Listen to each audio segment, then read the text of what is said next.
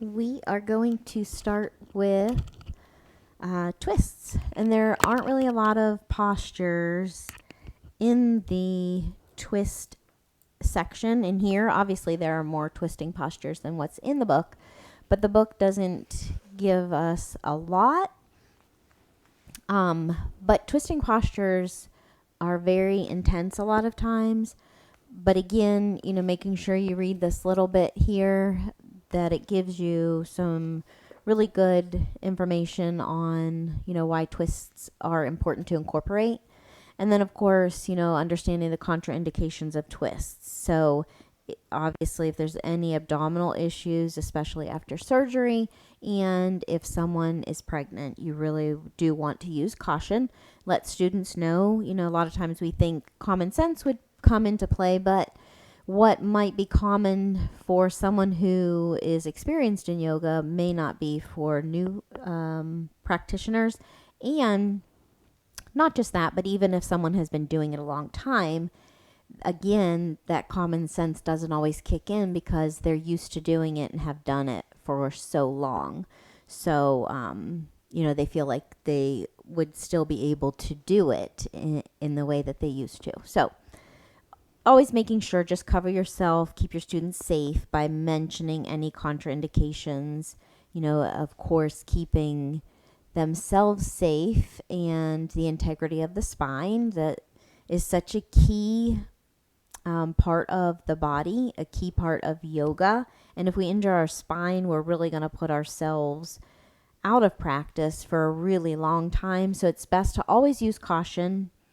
Again, keep reiterating that people need to be mindful when, they are going to do twisting postures. So we're going to start with the very first two really are giving us another way to use postures.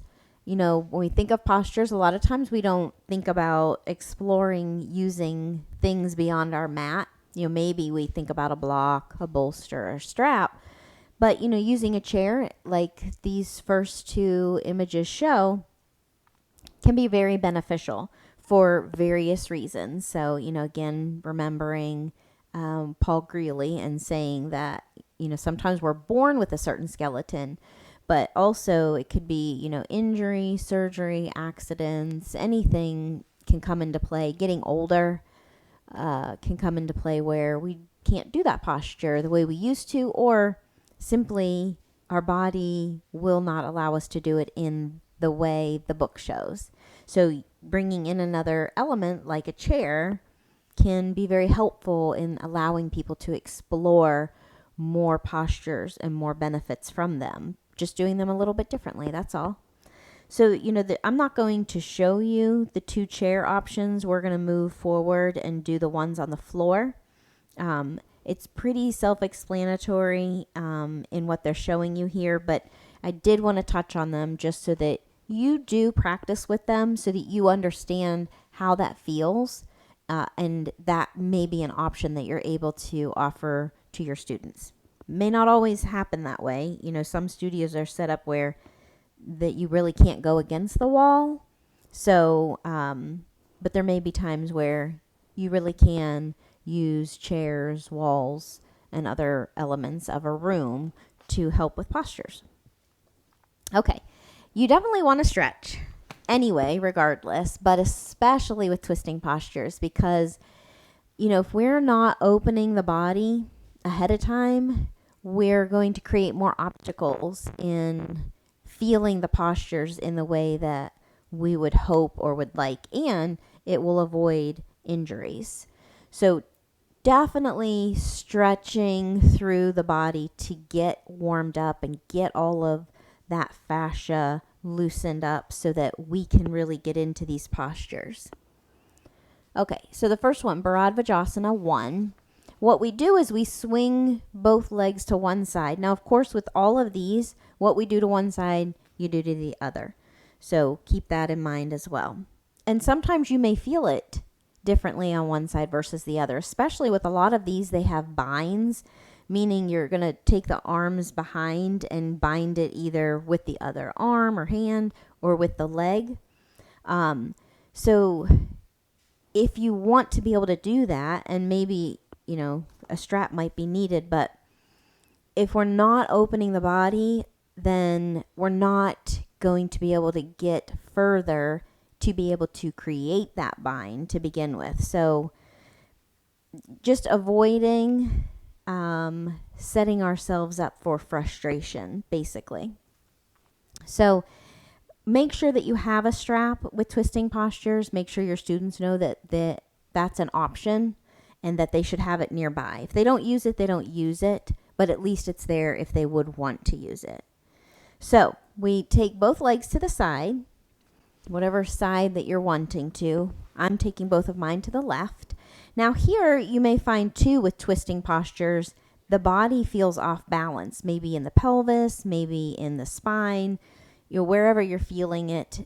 If we're not balanced in our sit position to begin with, again, that's going to create another obstacle in doing the rest of the posture and getting to where we want to be. So, you may want a folded blanket underneath one of the hips to level that out, if that helps, so that then we can move on to the next part of that posture. So always just noticing, how do you feel right now in this posture? Does it feel off balance? Does something not feel quite right? Do you feel tension because you're trying to hold yourself up? So if there's already that tension, again, you're setting yourself up for potential injury.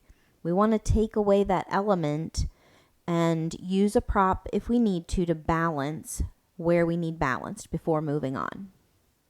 Now from here, having that strap handy, you're going to take, both legs are to the left. So I'm going to take my left arm up, cross it over the body.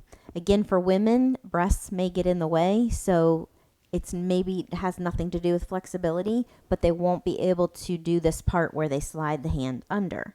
And that's okay. Hand could come here then.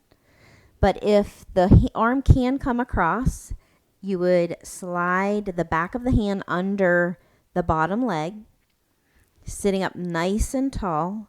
The other arm is going to come around and try to create a bind or a lock. So this hand is reaching for the other forearm. You're twisting and looking over the shoulder. You can look over the right shoulder, or you could even look over the left shoulder. The book shows it this way, but you can do it this way, noticing the difference in how that's stretching through the chest and neck just by changing your head position. And always using mindfulness when you're twisting. Use the breath, let it work for you. On the inhale, we're always lengthening. On the exhale, that's when you can twist deeper if you want.